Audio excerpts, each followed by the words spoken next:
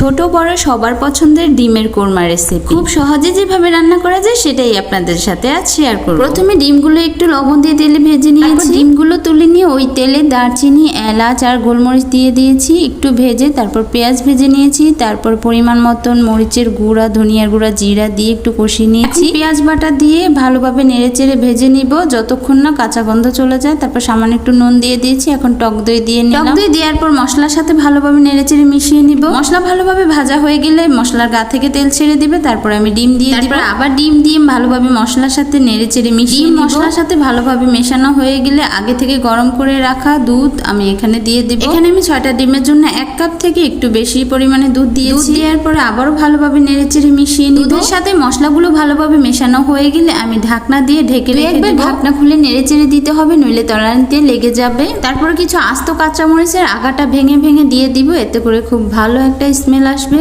তারপরে এখানে পেঁয়াজ বেরেস্তা দিয়ে দিব। আপনারাও চেষ্টা করবেন বেরেস্তাটা দেওয়ার জন্য। বেরেস্তাটা দেওয়ার কারণে কোরমার স্বাদটা আরো দ্বিগুণ বেড়ে যাবে, সুন্দর একটা স্মেলও আসবে। তারপর আবারও ভালোভাবে নেড়েচেড়ে মিশিয়ে দিব।